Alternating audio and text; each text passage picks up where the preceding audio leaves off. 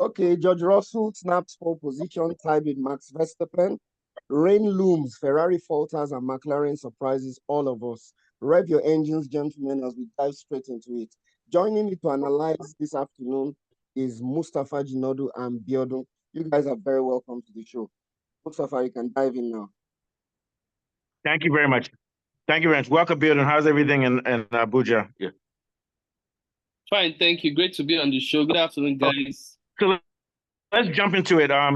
We have to give George Russell credit because I think he's a fighter. And I think there was a show that someone had, I'm not going to say his name, and he said that Russell Russell said, I want Verstappen to go on my team because it'll be a good challenge. And the other guy said, is Russell crazy? No, he's not crazy because even if he loses, a good fight is a good fight. And I think that Russell is a great fighter. What do you think about his poll, Biodun? Yeah. Yeah, I think it was. I think Mercedes shocked us. Yeah.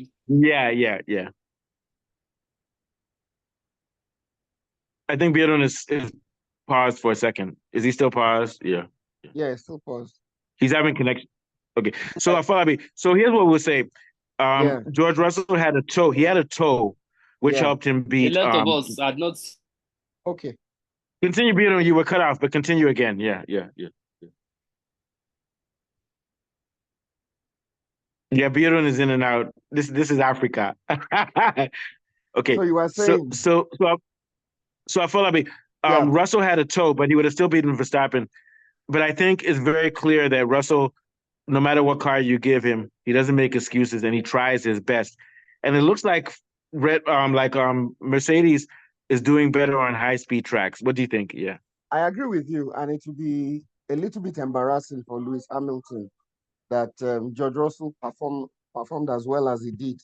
You know, it was a really very good time in qualifying. Max finished. Send a text to Biodun to sign in again. Tell him to sign in again, but continue. Yeah, okay. Okay. So basically it will be very, very embarrassing for Lewis Hamilton, you know, considering the fact that a lot is expected of him and the way he has been complaining about the car. This is the bloody same car that George Russell has used so efficiently to achieve this, P1, first P1 for Mercedes this season, and it's good because they've revived the constructors. They made it more competitive because, I mean, it was looking downhill and abysmal for Mercedes this season. Earlier this year, we were talking about Susie Wolfsbang, Horny Horner, Newey leaving, but now it's competitive. And also, very quickly, Verstappen is rising to the occasion now that he has challenged. It's more exciting. But let's get back to what you were saying. It's more competitive now. And what I want to say is that Hamilton made the excuse. He hinted that maybe Mercedes is giving him a slower car. No, his car got slower the second time around because there was wind and change in conditions. Yes. And he said, oh, I drove well the first time, then I didn't drive well the second time. That's because of the wind and the cold conditions. But Russell made the most out of the wind, out of the good conditions, and put a pole time with his first try. Then Verstappen matched him. And you have to take the initiative and you have to try your best. What do you think, Afolabi? I agree with you. Who would have imagined when we were doing the preview to the Grand Prix on Thursday that it would have been Russell, qualifying the fastest in qualifying? He's done really well and outperformed his teammate Lewis Hamilton. And another important thing I need to say about this Montreal is the fact that there's so many things that are not given. It's so unpredictable. It's still open. Yeah, a lot of variables. There's a lot of variables. The race is still very open. You can't second guess what is going to happen next. Even the weather, I spoke with Jordan about the weather, that the weather is really unpredictable. And it appears Red Bull coped better with the weather, especially on straight lines. Yes, and if it rains, they're going to have an advantage because they have a setup for the rain. But what I like about Verstappen is Verstappen had a rain setup, and then there was no rain. He wasn't set up for dry, and also there was wind, and he still nailed a perfect lap to get pole with Russell, although he has to come second because Russell got it first. But Verstappen's was the performance of the qualifying. What do you think? Yeah. Oh, yes, I agree with you. It was the performance of the qualifying because in spite of the difficult conditions, He's such a skillful driver. And also difficulties with his car, with balancing, curbing, and also electrical problems. Yes. Yeah, yes. You remember he had some. It's like he had a fire in free practice. I don't know if it was 1 or 2. So recovering from that and then putting up that kind of performance in qualifying was really commendable. The presence of what's wrong with the network now? Sorry, you're back. Okay, Beardon is back. Okay, so Beardon, let me say quickly. We want to say that Russell is very scrappy. He takes the car he has. He doesn't make excuses. And Hamilton said that maybe the second time round they slowed down his car. No, it was because the wind conditions changed. What do you think, Beardon? And that was what affected Hamilton. Go ahead. Yeah. He's still having problems. It's like he's gone again. Okay. So what we were saying. So our conversation. Yeah. So so what we were saying is that the tires. Tires might really be a factor in this. That affected Ferrari. Tire management. So, and then another surprise here is the fact that Ferrari were so poor. Don't know what happened to Leclerc. They were poor. Really poor. They were poor. And what I think is they're making excuses. They're saying is because of their tire grip. It's more than tire grip. Is Beardon here? Yeah. Yeah, I'm here. Sorry. Okay, so Beardon, let's jump to it. So Beardon, very quickly, let's start with Verstappen. Verstappen drove into the wind and equaled Russell's time into the wind where your tires don't warm up. And also he says that Verstappen is very resilient. What do you think? Yeah, I think fantastic. I think Max really turned up and he showed the pedigree why he's a 3-time world champion. I think one of the things that, like you said, Ferrari, Red Bull were having electrical issues during free practice, and they're trying to kind of sort out those challenges. And the setup for the car for qualifying was the setup for a rainy qualifying. So that was why you could see his stints in Q1 and Q2 the time was quite below par. But I think they reconfigured and tried to change things a little bit for Q3, and that's why you could see he had the same lap time with George on a new stint of tires, on a brand new pair of tires. I agree. And Beardon, I want to finally say something. Maybe it's not that Checo didn't make it past Q1. Maybe it's not his fault. Maybe it's that the Red Bull car is unmanageable, but Verstappen is he has so much practice with simulations and stuff that he can will the car to do more than it can do. Maybe it's time for us to say, maybe it's not Checo's fault. It's just that Verstappen is an unbelievable driver. What do you think? Yeah. No, I think it's Checo's fault. There's no amount of defense you want to make it past Q1. Not to make it past Q1. And for instance, I was even in a doubt that maybe Checo has been under so much pressure. You've given him a new contract. Your seat is secured. You are going out and perform. You are still underperforming. But do you know who I blame? Beardon, who I blame? I blame Horner, because I think he just chose Checo because Checo supports him with that sexual scandal and everything. Yeah. And also, I think Verstappen doesn't want a challenge. But Checo is costing I don't think Red Bull can win the constructors, and I think he's costing. He's not helping Verstappen. And also, he's costing. Was complaining of traffic, that there's so much traffic. That's why I couldn't get a good life. My God, my friend, man, wake up. No, and also, even though Verstappen doesn't like challenge, he's making it harder for Verstappen because he needs to take some points away from McLaren and Ferrari. What do you think, Beardon? Yeah, I think exactly that, and he's not even doing anything. If anything. No, and I think, but I don't blame him. Man must eat. I blame Horner.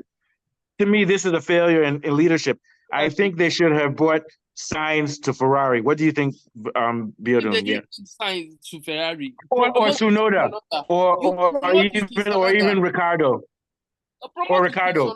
Ricardo, there might be some argument that Ricardo has had that seat and didn't deliver before. But promote Yuki. Yuki finished P8 in the RB. And he's consistently coming in the top 5 for cars because he comes 10th. He came 10th again. And so this is going back to racial or cultural things in Formula One. What are your thoughts? Thank you, Bjorn. Thank you very much. And I have to agree with you. We can't be easy on Checo. Checo has a paycheck now. He doesn't care. Continue, Afolabi. That's the problem. Yeah, and the interesting thing is that, we are discussing the rationale behind his new contract. But with this, if he continues to perform like this, it will be obvious to everyone that this contract was given to him because he was kissing Horner's ass, as for want of a better word. It's because he No. Afolabi, I have a better word. He was kissing his. I have a better word. He was kissing his nyach. So go ahead. It doesn't. We expected that this contract would push him to do more. I mean, this is abysmal. Falling out of Q1 is not good at all, and he's taking points off his team and putting pressure on them. And it's a very lucrative contract. I was reading the figures. It's something that should have encouraged him to at least do more. And then the interesting thing, Ferrari seems to be in a lot of problems.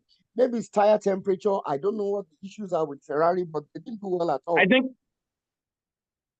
they didn't have grip, but I also think the Ferrari car is down. Hold on, I'm going to go to you, Bjorn. I think the Ferrari car is set up for slow speed tracks, and that's the big problem. But also they didn't have grip. But that shouldn't be an excuse because other teams were for the dry. Mercedes prepared for the dry, but they still had pole. Continue, and in all of this, there seems to be consistency. No, hold on. Let Afolabi finish, then Bjorn.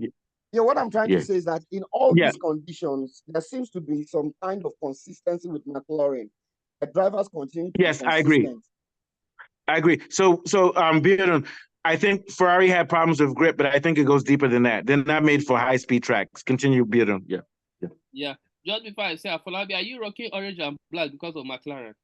No, not quite. I'm looking for sponsors. We're trying to get sponsors. That's why I have my sunglasses on. And Bjorn has his Chelsea shirt on. Thank you, guys. Formula One Fanatics coming out of Lagos, Nigeria. We're one of the best programs to come out of Nigeria for Formula One, but we also give counter narratives for the whole world. We're part of the world. So Bjorn, deal with all these things we're talking about. It's very complex with Ferrari. What do you think is their problem? Yeah, I think Ferrari struggled with grip, like you rightly said, and tire management. I think one thing that also affected Ferrari was the setup of the car. They set up the car thinking anticipating that it was going to rain, because if you look at some of the projections before qualifying, it was projected that it was going to be rain, and there was also projection that it's going to rain today during race. So hold on, some other teams projected for rain also. Red Bull projected for rain, but maybe Ferrari but maybe Ferrari went too extreme. They were expecting I think they prepared for wet. They didn't even prepare for intermediate. They just prepared the car for so they went too extreme. Which like you said, we were talking earlier, Bjorn, Ferrari year in, year out, they have a fastest car right now, and they continue making tactical mistakes. Continue, Bjorn. So and another thing, many pundits and many Formula One enthusiasts is worried about is the pace of the Ferrari car. Were we deceived with what we saw in Miami? That's I think it was a deception because it's a slow speed track. Because if you see the straight speed trap of the Ferrari, it was 333 mph, kilometers, relatively slow compared to what Red Bull was doing, a 336, and Mercedes, who was on pole, did a 338 and 337. So that kind of begs the question that, does this Ferrari car really even have the pace? No, yes, Bjorn, you know what I think? I think for the new cycle, they had to bring drama and say Ferrari's gotten faster. We all know Ferrari has good downforce, and they're doing very well on slow speed corners. Continue, Bjorn.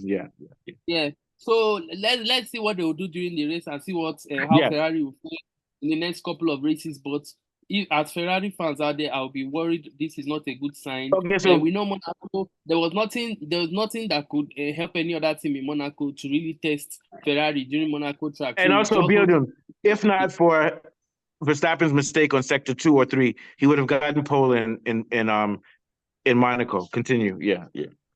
So just to add again, I think this show is all about George Russell. Fantastic for Mercedes. I don't know. Very good. And one thing I'm going to say his name. Cameron said that George Russell is stupid because he said he wants Verstappen to go on his team. No, I think Verstappen would beat Russell. But what we're saying is that Russell has he's lion-hearted, and he doesn't show for anyone, even if they beat him. And that's the way you should do in Formula One. What do you think, Bjorn? Yeah, I think you have to beat the best to be the best, and that's the mentality that Russell has. If you this season now, he's going toe to toe with the 7-time world champion Formula One. And very quickly, Hamilton, he slowed down during the second time because of the wind, and Russell had a tow. But I think Russell would have still beaten Hamilton. It seemed like Hamilton may be a better racer than long race than Russell than Russell, but Russell has beaten him 8-1 in qualifying. So I think Russell is quick. Some people are now saying point to point, he may be one of the fastest. What do you think, Bjorn? Yeah, definitely. We know that Russell is quick on the track, and we also know that the attention of Mercedes is focused solely on Russell. Because Hamilton, I think he's checked out. He's checked out. Yeah, Hamilton is leaving. They are building whatever they have to build for the next future with George Russell knowing he's going to be on the team. And looking at the qualifying times, we could see that George Russell actually put the fastest lap time in Q2 with a 1:11.7 during Q2. That time was even faster than what he had for pole in Q3. Yes, without a tow. So what I would say is that. So, Vito, let me ask you: do you think that Russell is at a high emotional level, or do you think he really just has that much quickness, or maybe it's just that right now he's very focused? No, I think he has that quickness, man. I think right now he's a bit more focused. I think knowing. Yeah, and would you agree that I think his weakness may be racecraft? Like Alonso has racecraft, but he doesn't have quickness. So we have to respect Russell, and I think one day Russell will be a champion, just like Lando Norris will be a champion. And I think Verstappen has maybe 2 or 3 more championships left in him. What do you think, Bjorn? Yeah, and then we'll get to Afolabi. Yeah. I think I totally agree with you. George Russell has the potential to be world champion, and definitely we could see that he just needs to get that aspect of consistency in his driving, and he would get there. I think but over one lap he's dangerous. But I also want to say, let's give a shout out to Tsunade. So what are your thoughts, Afolabi? Yeah, basically there was something I heard Cameron say, although I don't see how that affects qualifying. He's suggesting that Hamilton's qualifying time may be declining because of his age. He's 39 now. He's suggesting that maybe Hamilton may not be as fast as he used to be because of his age. I don't know what you guys think about this. Because here's what I think. Hamilton has always been good with race pace.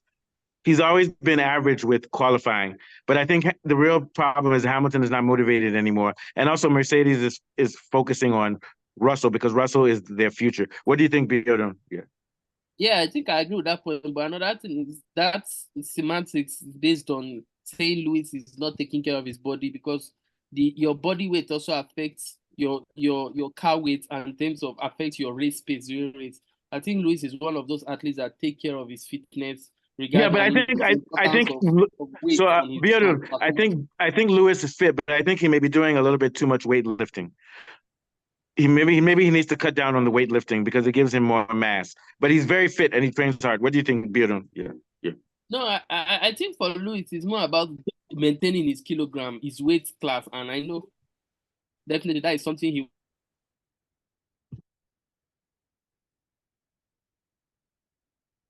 Angela, so they work relatively tight on that, and I know that Lewis does not joke with his weight because he knows how that will impact his race pace. But I will agree, he's more muscular than guys like Verstappen who are lighter. He's more muscular, and that can add weight. But I think Russell is not so muscular. Russell too is lighter. Yeah, but let me switch places. Kunle, I think that next year Leclerc will beat Hamilton, but I think Hamilton will win up to 5 races next year. What do you think? Yeah. And hold on, Bjorn, I think the only reason Leclerc will beat Hamilton is because Leclerc has been with Ferrari longer and Hamilton is coming on their team. But I think Hamilton will win some races next year. What do you think, Bjorn? Yeah, definitely. I think if you look at what Ferrari is doing with how they've performed this season, they've won 2 races this season. Definitely, the signs are looking good that George Russell, Lewis Hamilton would definitely be in contention for the World Drivers' Championship next. But let's see some of the upgrades. With what we've seen so far, I'm not quite optimistic with regards what Ferrari would do, because of the race pace is quite deceptive at the moment. But let's see how Ferrari performs. I think, Bjorn, we can sum it up. Ferrari right now may have the fastest car in Formula One, but they have the worst strategy, and it's been like that for 3 or 4 years, and tactical mistakes. What do you think, Bjorn? Yeah, sure. I think that's one of the issues. Ferrari always tend to struggle with strategy and decision making. And that came to play in what we saw in Montreal again. You need to be very decisive in certain issues and certain things. Look at what Mercedes did. Mercedes knew what they were going to do in Montreal. Yes, the forecast said it was going to rain. But Mercedes went with the mentality of preparing the car in a dry stint, set up the car in a dry stint, and maintain their stance and hold dry stints. Ferrari were confused. Look at what they did. Can I say one more thing? And kind of trying to switch back to the dry. Very decisive and unintuitive. Very decisive. Now, on another level, let me say one thing. Verstappen equaled the qualifying time that Russell had with the toe and without wind. Verstappen had the wind, and he was the only person who improved his time, and he equaled. I think what we're seeing now is that Verstappen is pushing the Red Bull car beyond its limits. The Red Bull car is not good, but Verstappen is a genius. What do you think? Not a genius, but he did very well. Yeah. No, I think many people, like you said, and like rightly said on the show for many episodes, Max Verstappen is greatly underappreciated in terms of his driver's craft. And I think you could see the difference between him and Sergio Perez. Max brought out the maximum potential of that car. And can I say one thing? Perez is struggling I'm sorry to interrupt you. Max is not the quickest person in Formula One, but right now I'm beginning to think he has the best racecraft. Continue. Yeah, right. So like we said, that just clearly shows that Max is on another level of the game. And every driver in the paddocks already know this, that for you to be the best, you got to beat Max Verstappen. And they have to... Yeah, and I think he's like guys like Senna. Max Verstappen spends so much time in the simulator. Like, remember we joked when Max, after the race, Max Verstappen does simulator. Lewis Hamilton does fashion show. I'm not dissing Lewis Hamilton. He's very good. Lewis Hamilton may be one of the greatest race pace of all time. But I think we need to realize that Max Verstappen works through problems, and he realizes that he doesn't have the best car, which is why sometimes he makes mistakes. And Bjorn, did you notice how close Verstappen comes to the wall when he does the first corner, first corner? Yeah, he pushes. He almost crashed, and he even jokes about it. He's like, "Oh, I almost crashed." Yeah. So he pushes the car to its limit. Yeah, if you look at some of the things that are happening behind the scenes, with regards to new regulations for 2026, many drivers have started practicing on the simulators of the car in 2026. Yeah. And Lewis Hamilton has not. Lewis Hamilton simply said, Hamilton is distracted, and I think sometimes drivers, and they said the car is slow. So sometimes Lewis Hamilton has too many engagements, like Black Lives Matter, internet. You have to show up. You have to talk about this and that. Because Lewis Hamilton is a Black driver and he represents our world. Too many organizations are making him come and do shows for them. He needs, in his last year, to focus and tell everybody, leave me alone and let me race and train. What do you think, Afolabi? Then we'll come back to Bidon to end. I agree with you. He's always in one show or the other, unlike Max Verstappen, who is always in simulators and always. Max Verstappen really is like a computer. He's always rehearsing in his mind with computers and simulators, the next track. And his body in sync with them. Yes, he's always trying to improve his driving. And Russell will really need the heart of a lion to win this race.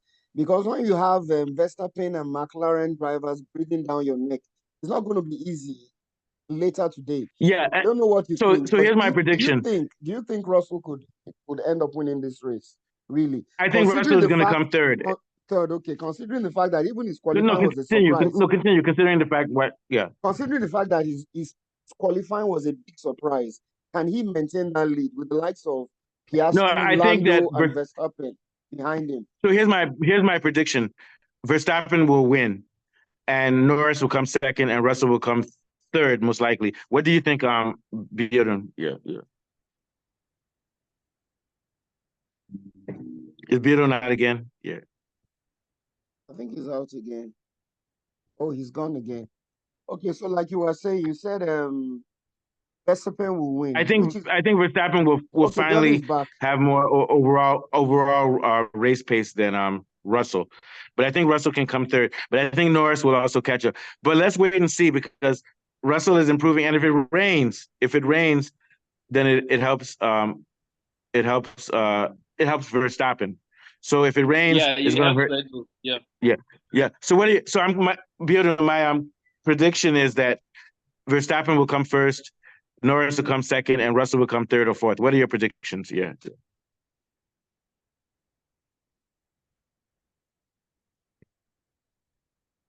Man, the connection there is so sad. The network is very bad. Yeah, but once he comes back, we'll end it. So once again, what are your predictions? Anyways, Verstappen to win, and like you rightly mentioned, Lando as runner-up, and then Russell third. That's what I feel. Russell okay, third. so but let's talk a little bit. I believe we are still going to see a lot of surprises. There'll be surprises. Yeah, Hamilton may even come out. About surprises. Okay, very quickly, let's end with Bearden before he cuts out again. Okay. I say Verstappen first, Norris second, and Russell third or fourth. What do you say, Bearden? Yeah. This is terrible. Hello, can you hear me? Okay, yeah, I can hear you. Go. Yeah, go ahead. Go ahead. So I think we're gonna wait for Bearden. We gotta get him out here, man. Yeah. Okay. I think I got some of the predictions for it. Russell is starting on pole. He has to hold position. I think if he holds position and controls the pace of the race, he definitely has a chance of winning it. Okay. But I think this race just was Max. Max will not allow him have peace. Max will be breathing down his neck from P2. So you think he'll come second? You think Russell will come second then, right? I think Russell will come second because of the Red Bull straight line. And I think Norris will come third. Yeah, Norris, maybe, yeah. Yeah. Okay. Okay. Thank you. So we're having connection problems, but I want to thank you guys. This is Formula One Fanatics. Thank you for all your hard work. And I'm going to tell you, this is the best show that we've had. But it keeps getting better because we continue doing our research. Even Bearden was doing research up to the last 10 minutes of the show. So very good, guys. So I'll see you guys during the week. We're going to talk about Italy's team on Wednesday for soccer or for football. All right. Thank you. Falabi, did you watch Gennaro Talks Football 2.0? I did. It was nice. It was cool. It was nice. Do talk football. It makes me feel all right. All right, you guys have a good day. Falabi, we'll talk to you later. Thank you. All right.